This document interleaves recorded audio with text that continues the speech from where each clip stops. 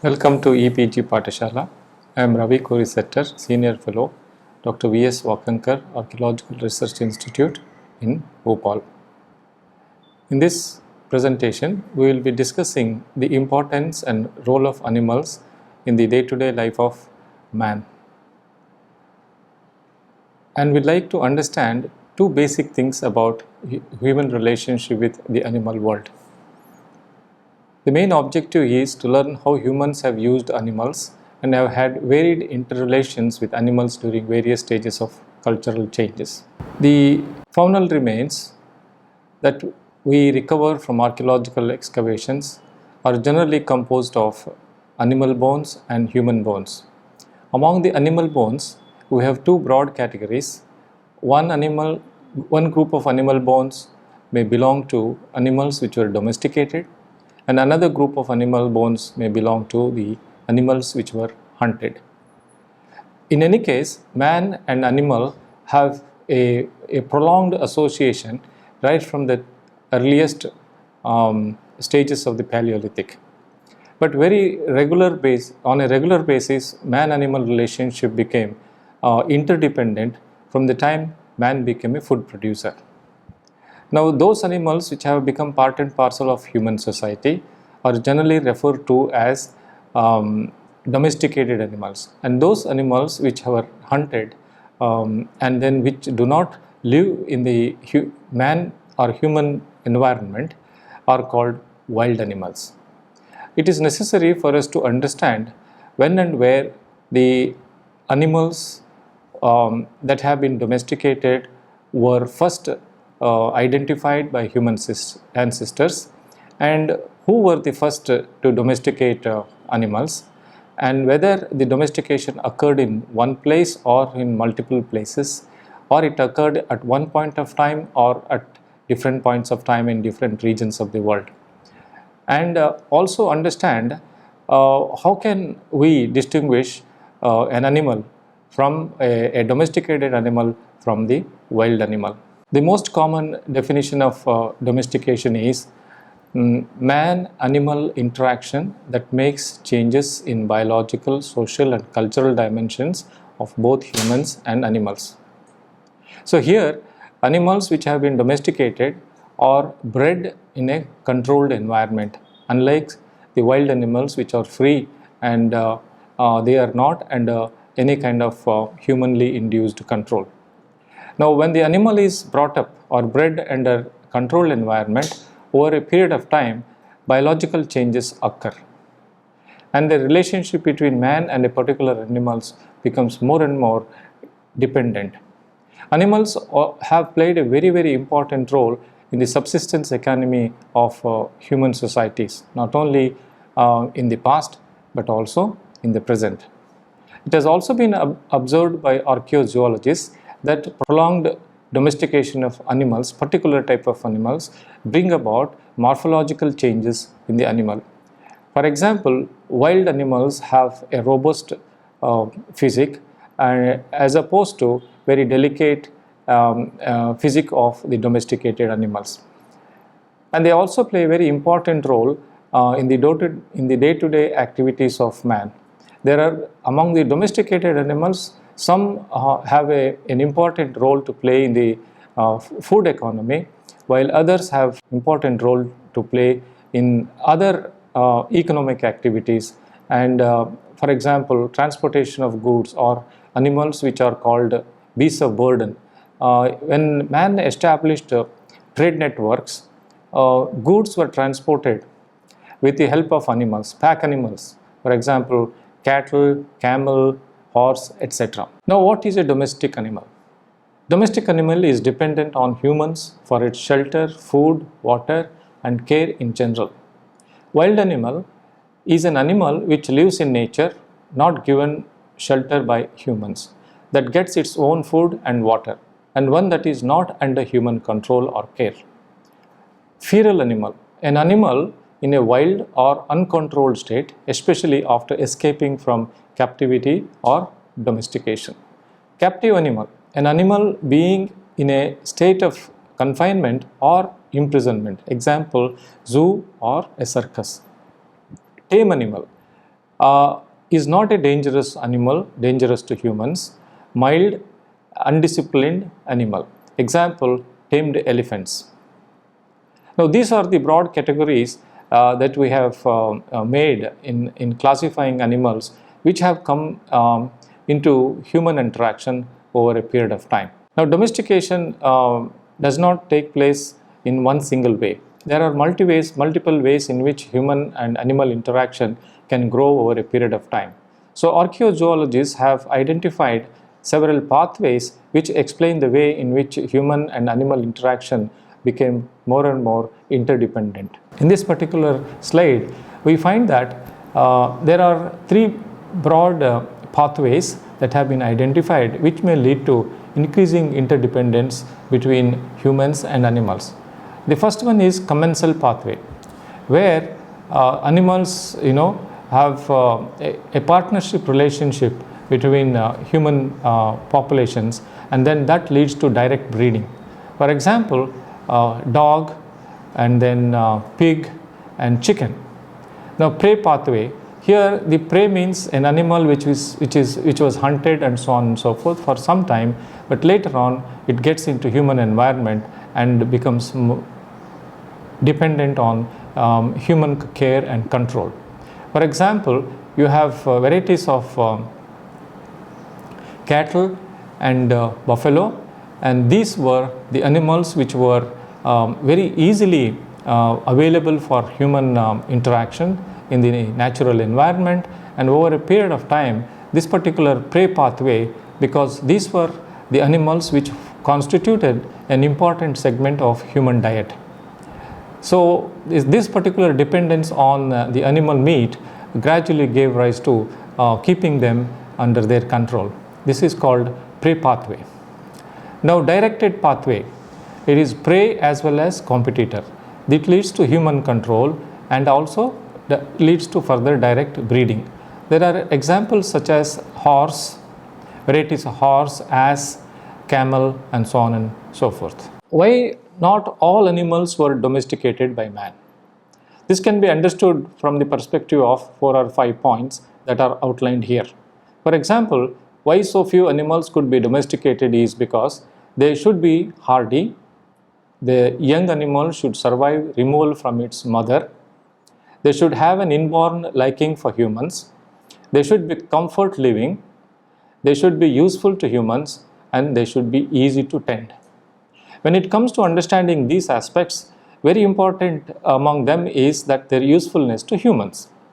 And these animals which were domesticated served multiple purposes, and some animals which were domesticated began to be much more supportive than some other animals. For example, cattle, sheep and goat.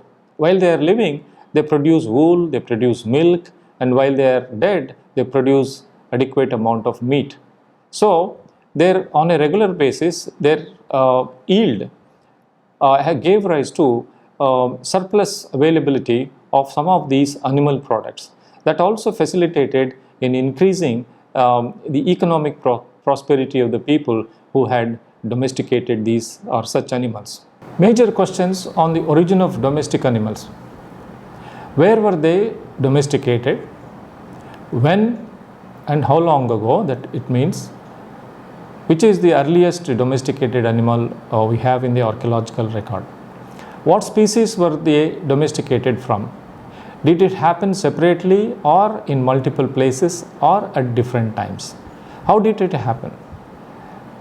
Now there are two approaches to understanding the human-animal relationship. One is based on recovering animal fauna from archaeological contexts. Another is undertaking molecular studies, especially DNA studies. These two areas have been developing in the field of archaeological reconstructions of human economic development since the time of agricultural revolution. For example, we have several varieties of dog, or what we call breeds of dog. This particular slide gives you an idea of different varieties of dogs that are popular amongst humans.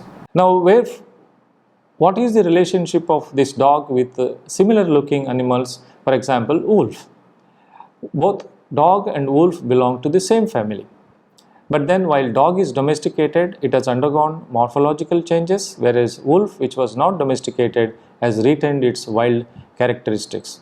These are some of the examples of wild wolf, or otherwise known as Canis lupus technically. Genetic studies show that wolves and dogs share at least 98% of their DNA. Cats are also very common domestic animals that we know, but they are not so useful to humans like dogs or other animals like sheep, goat and cattle. But cats also have their genetic relationship with many other wild animals such as European wild cat and African wild cat. So although cat is not one of the major domesticated animals, we have archaeological record which helps us reconstruct the history of domestication of cattle. Here the cat goddess worshipped in ancient Egypt is one of the examples we have. That evidence has come from the site called Bastet going back to about 4,500 years. Cat mummies are also found especially in the area of Bubastis in Nile Delta. Domestic cats likely moved to other parts of Europe as a result of trade. The most popular animals among all domesticated animals is the sheep. And perhaps sheep was the animal which was domesticated after dog came into human interaction.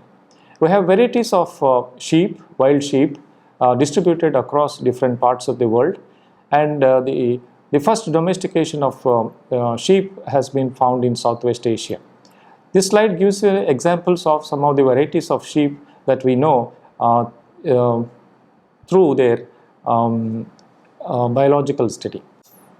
The earliest archaeological evidence for sheep domestication comes from northeastern Iraq and southeastern Anatolia that can be dated back to 12,000 years ago.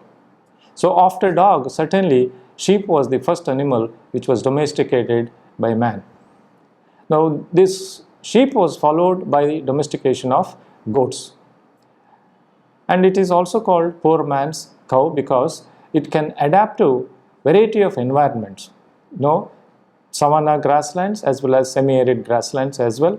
So they are the ones which can survive on feeding on variety of grasses that occur in different environments. Now here we have these varieties of goats that we know from the archaeological record as well as the collection of zoological specimens and the study of living distinctive varieties of sheep across the world. Desert goat is technically known as Capra aegagrus. Markhor is Capra falconeri. Ibex is the ancestor or the wild form of domesticated goat, that is Capra ibex. Then we have Spanish ibex and then East Caucasian breed, that is Capra cylindricornis. The earliest archaeological evidence of domestic goats comes from Turkey and the Zagros mountains of Iran and Iraq that can be dated to roughly 10,500 to 9,500 years ago. This map gives you an idea of the geographical provenance of a wild goat as well as the region where they were first domesticated. These regions also suggest the idea that the goat was not or sheep was not domesticated in one place. There were at different points of time in the different regions of the world these animals came to be domesticated.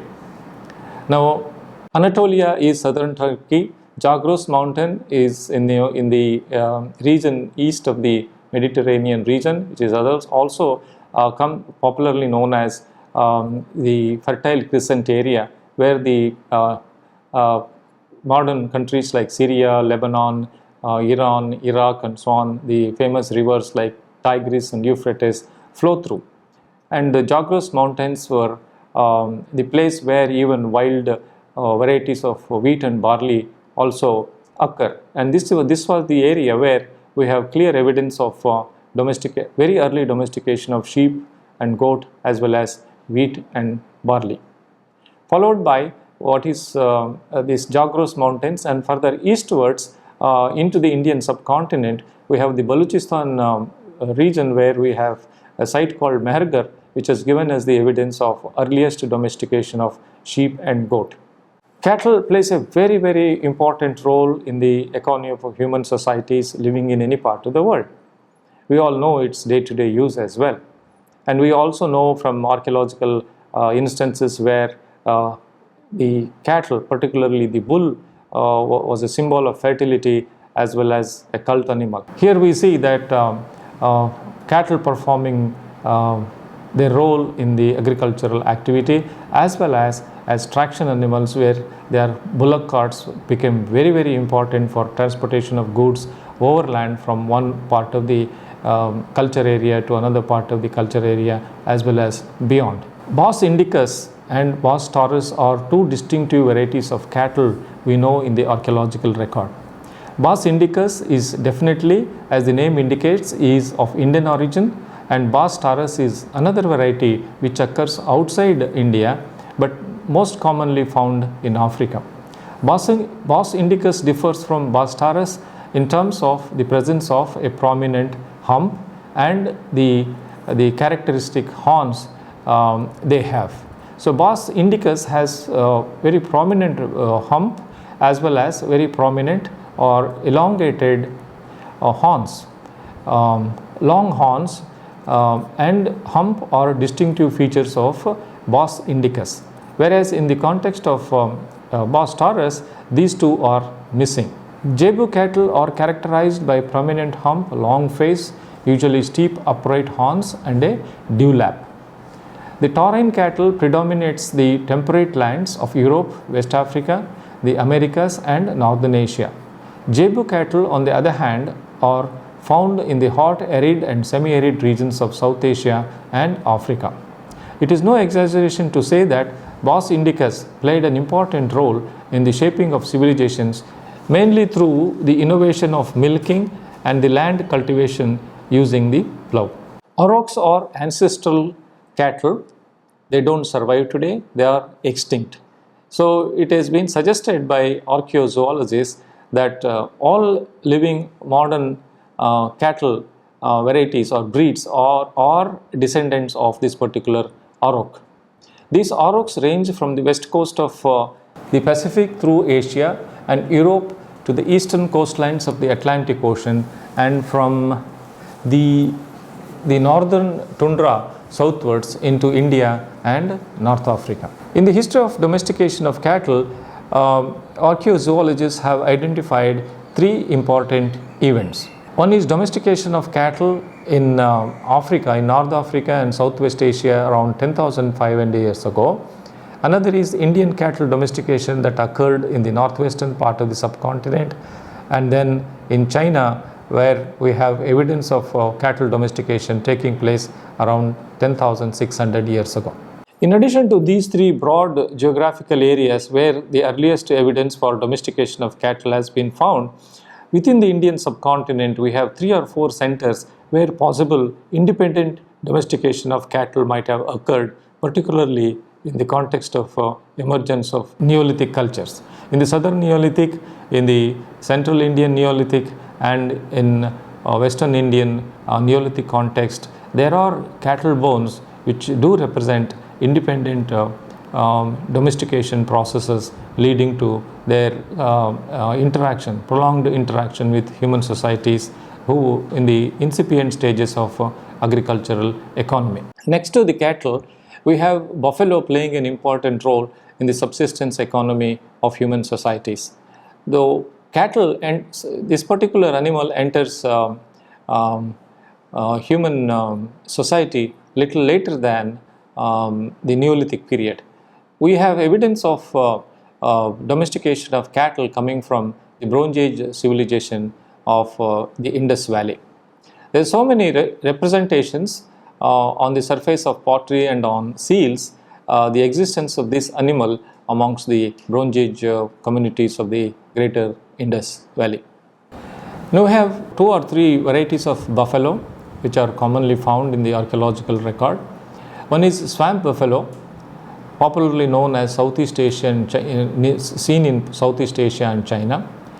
Water buffalo, Indian subcontinent, West Asia and the Mediterranean region. and wild water buffalo, that is Bubales erni, and the Indian wild buffalo is considered to be the progenitor of all breeds of domestic buffaloes.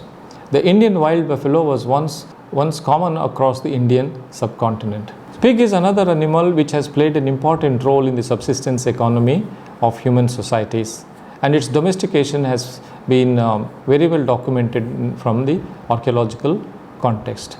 In India, there is evidence for both wild pig as well as domesticated pig.